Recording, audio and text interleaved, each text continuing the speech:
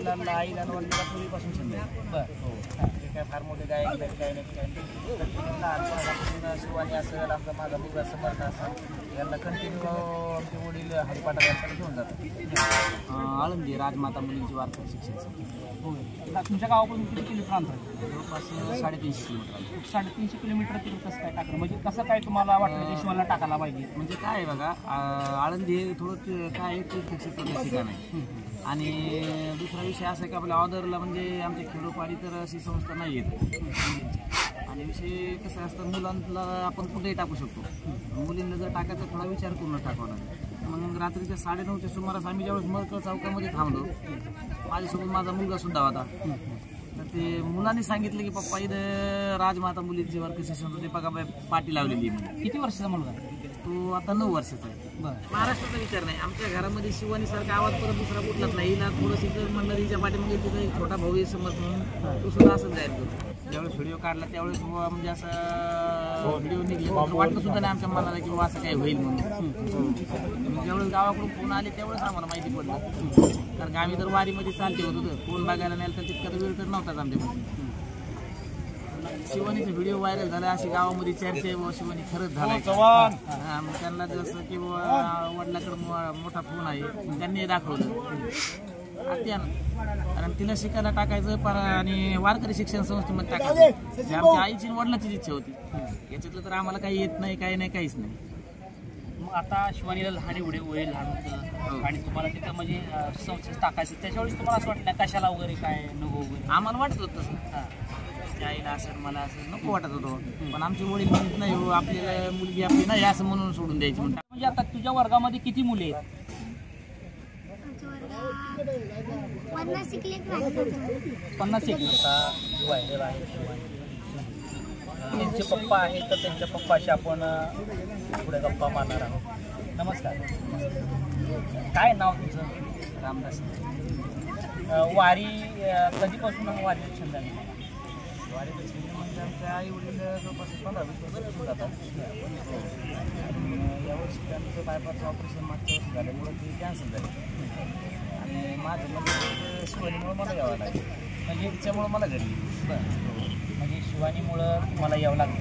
म्हणजे फक्त तुम्ही शिवानी आहे? हो. किती आहे शिवानीला? काय भाऊ बहीण?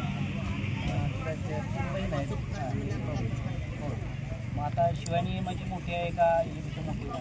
आईच्यापेक्षा मोठ्याला आहे ना. बरं. ती कितीला शाळेला आहे? ती एक 9वीला आहे एक 8वीला आहे. बरं. ती 7वीला आहे. मग आता ते हे म्हणजे ती पण दोघी असं गायनच करतात का? नाही इतकं तर नाही थोडंफार करतात ते. बरं. म्हणजे घरामध्ये असं कोणतं आहे का की ते कीर्तन म्हणजे आमचे वडिलांना आईला आणि वडिलांना पूर्वीपासून छंद आहे. बरं हो. ते काय फार मोठे गायक नाही काय नाही काय नाही. लहानपणापासून शिवानी असेल आमचा माझा मुलगा समर्थ असेल यांना कंटिन्यू आमचे वडील हरिपाठा यांच्याकडे घेऊन जातात. आणि त्यांच्यापासूनच तिला छंद लागला. काय काम करता तुम्ही आता? शेती. शेती किती शेती? शेती 7 एकर आहे. काय आता शेतीमध्ये काय आहे? शेतीमध्ये कपाशी काही ऊस आहे थोडं सोयाबीन आहे. शेती परवडते का? आता परवडते तर नाही आहे बरं का खर्चा करून याच्याकडून पण त्याला पर्यायी ऑप्शन पण नाही आहे. हो. आता जसं शिवानीला तुम्ही संस्थेमध्ये टाकलेलं कुठली संस्था आहे? आळंदी राजमाता मुलींची वारकरी शिक्षण संस्था. हो. तुमच्या गावापासून किती किलोमीटर अंतर आहे? जवळपास 350 किलोमीटर. 350 किलोमीटर तुम्ही कसं काय टाकलं म्हणजे कसं काय तुम्हाला वाटलं की शिवाला टाकायला पाहिजे? म्हणजे काय आहे बघा आळंदी हे थोडं काय एक तीर्थक्षेत्राचं ठिकाण आहे. आणि दुसरा विषय असा आहे की आपल्या ऑर्डरला म्हणजे आमच्या खेडोपाडी तर अशी संस्था नाही येत. आणि विषय कसं असतं मुलांना आपण कुठेही टाकू शकतो. मुलींना जर टाकायचा थोडा विचार करून टाकावा लागेल. त्या हिशोबाने आम्ही आळंदीला आलो. 5-7 संस्था आम्ही बघितल्या तर काही जागेवरला आम्हाला आवडलं नाही. आणि मग रात्रीच्या 9:30च्या सुमारास आम्ही ज्यावेळेस मरकळ चौकामध्ये थांबलो माझ्यासोबत माझा मुलगा सुद्धा होता. तर ते मुलांनी सांगितलं की पप्पा इथं राजमाता मुलींची वर्कर्स शिक्षण बघा पाटी लावलेली आहे म्हणजे. किती वर्षाचा मुलगा? तो आता 9 वर्षाचा आहे. बरं. हो. त्यानं तुम्हाला दाखवलं? त्यानं दाखवलं. हो. आणि नंतर मग आम्ही वरती गेलो महाराजांना भेटलो. बाकीच्या गोष्टी आम्हाला जर आमच्या मनासारख्या वाटल्या पण आपल्या मुलीला आपल्या इथेच टाकायची. आमच्यासोबत परत आणखी 2 मुली होत्या. त्या पण याच्यासोबत आहेत मागच्या वर्षी. म्हणजे तुमच्या लहान मुलांनी ते दाखवलं तुम्ही हो केलं. हो ते तुम्हाला कोणी सांगितले नाही बिलकुल नाही बिलकुल नाही बिलकुल नाही. म्हणजे हे योगाच असं हा म्हणावं योग म्हणावं लागेल. हो म्हणजे हे किती वर्ष झालं का अजून वर्ष व्हायचं आहे ते? नाही 1 वर्ष झालं आता, दुसऱ्या वर्षात पदार्पणे. मग त्या संस्थेतच हो म्हणजे सगळा योगायोगच म्हणावं लागेल. कारण की तुम्ही किती जण करता तुम्ही मुलगा आणि दोघंच गेलेला का? नाही मी होतो, माझा मुलगा शिवानी आणि अजून ज्या गावातल्या ज्या 2 मुली होत्या त्या पण सोबतच होत्या आणि त्यांचे पण वडील होते. मुलाचं नाव काय? मुलाचं नाव समर्थ. किती नाही तो तो आता यावर्षी 4थीला गेला. चौथीचा जो समर्थक आहे की ते जे आता जी संस्था आहे, काय संस्थेचं नाव त्या? राजमाता मुलींची वारकरी. राजमाता मुलीची जी वारकरी जी संस्था आहे तिथं मुलींना शिकवणं, त्या संस्था त्या मुलांना दाखवली आणि मग नंतर वर गेल्यानंतर कसे भेटला होते का महाराज वरती? हो होते ना. हां तर आम्ही मला वाटतं 9:30ला गेलो होतो तर 5 ते 10 मिनिट महाराजांसोबत चर्चा केली. भेटतो होतो मला सकाळी ॲडमिशन केलं. हो सकाळी ॲडमिशन कुठं राहिला तिथं तुम्ही? आम्ही धर्मशाळेमध्ये राहिलो. हो धर्मशाळेमध्ये राहून परत तिथे गेला? हो कारण रात्रीचा वेळ खूप झालेला होता. तिथं तर राहू शकत नव्हतं आपण, कारण महाराजांसोबत आमची जास्त वेळ चर्चा झाली नव्हती. काय नव्हती 5 मिनिटापुरती आम्ही चर्चा झाली. आणि मग रात्री आम्ही काय केलं, ज्यावेळेस आम्ही धर्मशाळेमध्ये रूम केली, मग ते मोबाईलमध्ये सर्च करून त्यांचे जे काही व्हिडिओ असतील त्यांची सगळं रूपरेष आहे ते बघितली. तिथे गेल्यानंतर काही मुलींना थोडं वेगळं घेऊन विचारलं. आम्हाला आमच्या मनात आणि बरं वाटलं. किती मुलींना म्हणजे हो बाकी आमच्या सोबत ज्या 2 मुली होत्या त्यांनी पण तिथे ॲडमिशन घेतलं. एकंदरीत आमच्या 3 पालकांना ते आवडलं, ॲडमिशन केलं. बाकीचे जे 2 बहिणी ते काय करतात सध्या? काय नाही शाळेमध्ये मग असं काय वगैरे नाही त्यांना इतकं नाही जमत, पण थोडंफार आहे पाहून इथं पाठीमागं इतकं तितकं थोडं म्हणतात. कितीपैकी कुणाचा आवाज चांगला वाटत तुम्हाला? आता महाराष्ट्राचा विचार करू नका. नाही महाराष्ट्राचा विचार नाही. आमच्या घरामध्ये शिवानीसारखा आवाज परत दुसरा कुठलाच नाही. हिला थोडंसं जर म्हणलं हिच्या पाठीमागे तिथं एक छोटा भाऊ आहे समज म्हणून, तो सुद्धा असंच जाईल. आता जे आजा आजोबा आहेत ते आता घरी आहे, तर त्यांना माहीत आहे का हे सगळं? हो झालं ना त्यांना माहीत. म्हणजे गावामध्ये पूर्ण चर्चा झाली ना. गावामधून ज्यावेळेस आम्हाला फोन, मला तर काही कल्पना सुद्धा नव्हती.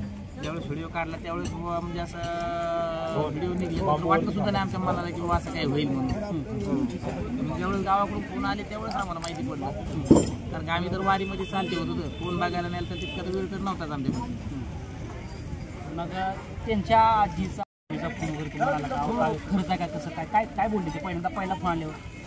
शिवानीचा व्हिडिओ व्हायरल झाला अशी गावामध्ये चर्चा आहे, व शिवानी खरंच झालाय. मग त्यांना जसं की वडिलाकडे मोठा फोन आहे त्यांनी दाखवलं, अति आनंद वाटला त्यांना. मग तुम्हाला गावावरून कळलं का? हो गावकऱ्याकडून असेल, मित्राकडून असेल. मग तुम्हाला अगोदर माहित नव्हतं? नाही आम्ही तर वारीमध्ये चालत होतो ना. हो मग घरच्यांची कसं बोलला तुम्ही? म्हणजे पहिल्या मम्मी पप्पा खरं जागा काय? आनंदात बोलतो तुम्ही, सगळ्यांना खूप आनंद झाला. बरं आता काय वाटते तुम्हाला? व्हायरल झालेली आहे आज सगळी शिवानीची शोधात आहेत. आता आम्ही पण कमीत कमी 4 ते 5 दिवस झाला, बरेच दिवस झाला आम्ही या पालखी आम्हाला माहीत नव्हते की 77 नंबर क्रमांकाची आहे वगैरे, पण आम्हाला ते आम्ही शोधत होतो. पण काल आम्हाला सापडले, आज तुमच्यापर्यंत आम्ही पोचतो, तुमचा नंबर वगैरे घेतला होता. तर अशी काय लोक आम्ही बरेच येऊन गेलेत तुमच्याकडे? हो खूप येऊन गेली. आतापर्यंत जवळपास 17-18 बाईट झाले असते. हो 17-18 बाय झाले. हो आता कसं वाटतं तुम्हाला? म्हणजे पुढे जाऊन काय होईल वगैरे? काय त्याच्या यशापर्यंत जाऊस तर आम्ही पण थांबणार नाही. त्याच्या यशापर्यंत जाऊस तर आम्हाला तरी थांबवायचंच नाही. आईवडिलांचं, तुमच्या आईवडिलांचं असं म्हणजे जे आतापर्यंत दिंडी त्यांनी पोचवली त्याचं चीज झालं असं मला वाटतं? 100%. कारण तिला शिकायला टाकायचं आणि वारकरी शिक्षण संस्थेमध्ये टाकायचं ही आमच्या आईची वडिलांचीच इच्छा होती. याच्यातलं तर आम्हाला काही येत नाही, काही नाही, काहीच नाही. मग आता शिवानीला लहान एवढे वय लहान होतं आणि तुम्हाला तिथं म्हणजे संस्थेत टाकायचं, त्याच्यावेळेस तुम्हाला असं वाटलं नाही कशाला वगैरे काय नको वगैरे? आम्हाला वाटत होतं तसं, आईला असं मला असं नको वाटत होतं. पण आमचे वडील म्हणत नाही हो आपल्याला मुलगी आपली नाही असं म्हणून सोडून द्यायची म्हणतात. बाकी काय करमलं किंवा हिचा फोन वगैरे आला काय रडायचं? हो रडत होती ना, रडत होती. त्यापुरतं आम्हाला थोडंसं दुःख वाटत होतं. नंतर प्रायव्हेटमध्ये महाराजांना फोन करील बघ कसं राहते काय, महाराजांनी काय ताण घेऊ नका तुम्ही राहते व्यवस्थित राहते. हो आता इथून पुढं काय असं काय सोसायटीला काय करायचं किंवा कसं काय तिथं ठेवायचं का घरी ठेवायचं काय? नाही घरी तर नाही ठेवायचं. बरं. कितीपर्यंत इथे शिक्षण घेणार आहे? 10वी-12वी पर्यंत. हो 12वी पर्यंत शेवटी. हा आता तर नाही म्हणली हा राहणार का तिथं? पण तिथं तुला करमते का तिथं आता? हा जेव्हा तुला ॲडमिशन घेतलं त्यावेळेस तुला म्हणजे रडत होती म्हणजे करमत होती तिथं? हा नाही. पहिली मैत्रीण कोण झाली तुझी? रुपाली कुठली आहे ती? हिंगोलीची आहे. तुमचं म्हणजे आता तुझ्या वर्गामध्ये किती मुले आहेत? आमच्या वर्गात 50 शिकलेत राहिले. 50 एक. तसं नाही आपल्या संस्थेत तुझ्या तुझ्या वर्गातले संस्थेतले 20 एक आहे. तुझ्या वर्गात कोणाचा आवाज चांगला आहे वगैरे असं काय म्हणजे का तुझं अजून तुझ्यासारखा आहे. काय ना तिचं? तिचं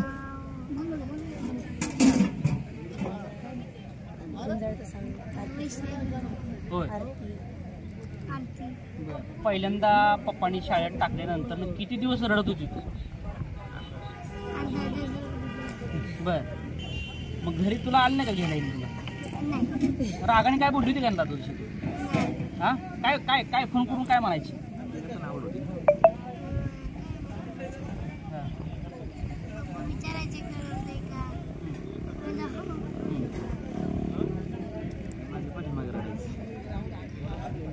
मग आता मला सांग, आता संस्थेचं नाव मोठं होते का तुला अजून पुढं काय करायचं वाटतं तुला? काय काय व्हायचं वाटतं तुला?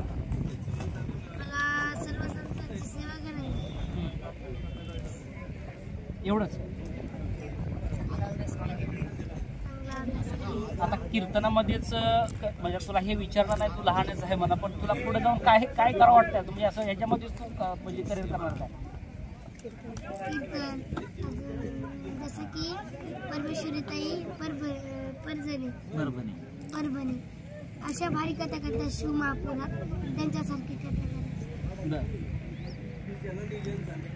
तर शिवानीला पण जशी आता बिग बॉसमध्ये गेलेली शिवलीला वगैरे आहे तशाच पद्धतीनं त्यांना अशी कीर्तनकार बनायचं आहे आणि समाजाच्या प्रबोधन करायचं आहे. की पंढरपूरचं एक वैशिष्ट्य आहे, विठुरायाचं एक वैशिष्ट्य आहे की जनसामान्यांचा गोरगरिबांचा देव आहे, जो भाकरी बांधून पंढरपूरला येऊन विठुरायाची दर्शन घेऊन परत परतीचा प्रवास असतो.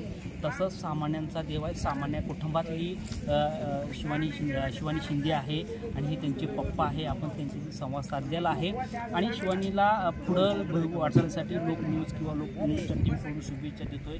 आणि जसं आजपर्यंत जे काही महिला कीर्तनकार झाल्यात तशाच पद्धतीने शिवानी देखील तिथपर्यंत पोहोचावी हेच विठ्ठलचरणी प्रार्थना करून आम्ही या ठिकाणी थांबूया.